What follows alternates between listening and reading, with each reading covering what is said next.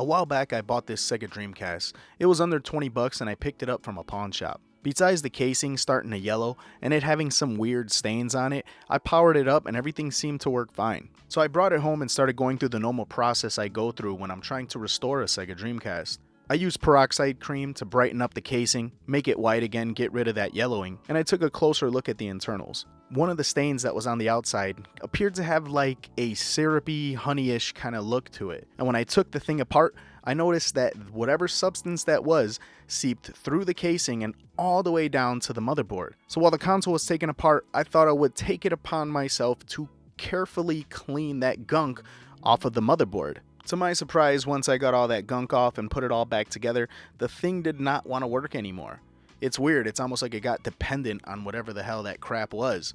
So I tried a couple of things. I was hoping that maybe it was the optic drive. I had a spare GD-ROM drive from when I modded another Dreamcast not so long ago. So I tried to pop that in and nothing seemed to work. The thing was fried from the motherboard and there was really nothing that I could do. Me loving the Sega Dreamcast and having a huge soft spot for this console, I didn't just want to throw it away. So I knew the next best option was to put something inside here. I knew I wanted to turn it into an emulation powerhouse, but at the same time I still wanted it to be powerful enough to run Dreamcast ROMs relatively easily.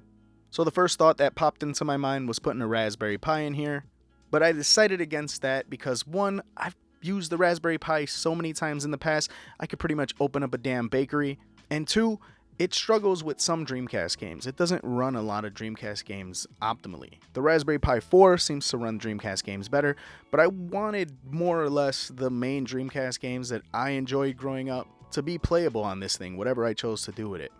And then the light bulb clicked off in my head, and I remember I have this spare Android TV box lying around, and it's a pretty strong one at that. It's got an S095X2 in it, and will pretty much be able to handle all the emulation I plan on using. In terms of emulation, I decided to go with EmuELEC only because the presentation is outstanding. EmuELEC is pretty much emulation station similar to what you would find on a Raspberry Pi, but flashed onto an SD card and booted from your old Android TV box, which I've installed on this 32GB micro SD card and will be controlling using this wireless gamepad. Now, as you guys can see, this Android box is tiny in comparison to the housing of the Sega Dreamcast, so I have a ton of space in here. So I can actually just leave this thing in its own housing. I didn't have to take it apart or anything. And I decided to throw in these LEDs to give it a little razzle dazzle. So I opted to leave this controller board inside of the console because I wanted this thing to maintain the chiseled good looks that the Sega Dreamcast has. Maybe sometime down the road I'll wire this thing so I can actually use real authentic Sega Dreamcast controllers with this Android box setup. It was absolutely ridiculous how easy this thing was to set up, and what we're left with is a sleek and sexy Sleeper Dreamcast that's capable of handling all types of heavy load emulation.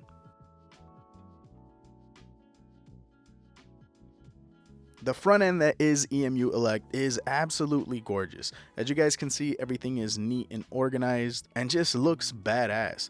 I didn't fully load this thing up, I just put a few Dreamcast games, a few PSP games, and a few N64 games.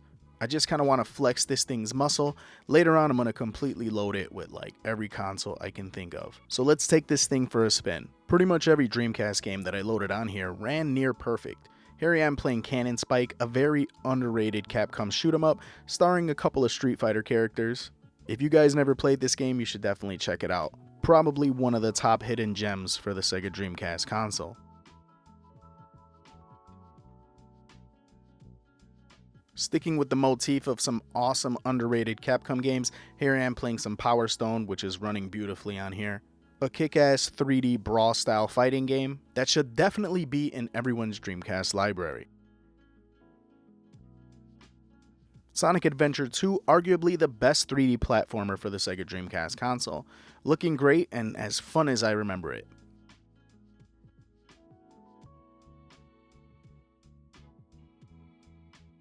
The Dreamcast was an absolute beast when it came to its 2D fighter ports. And here I am playing some Street Fighter 3rd Strike, and I'm so glad that this game runs good on here. Switching over to PSP Emulation, here I am playing some Def Jam Fight for New York, one of my favorite fighting games on that console, and it's running really smooth on here. I tried to play some Grand Theft Auto Liberty City Stories, and it seemed to run the cutscenes well, but once the game started, the thing just started bugging out and glitching out, and was pretty much unplayable. Here I am playing Need for Speed Most Wanted, a badass racing game for the PSP, and one of the first games I had for the console. This one's a fun, straight to the point racer, and if you guys never played it, I highly recommend it. Switching over to N64, I noticed a couple of hiccups with Smash Bros, but for the most part, it was completely playable. And an oldie but a goodie Mario 64 pretty much runs great on anything that will emulate N64. But I had to throw it on here because it's such a great game. So that's pretty much it, guys. That is my bootleg as hell Sega Dreamcast sleeper build, complete with an Android box running EmuELEC. The thing is not so much a build as it is just having an Android box in the casing of a Sega Dreamcast.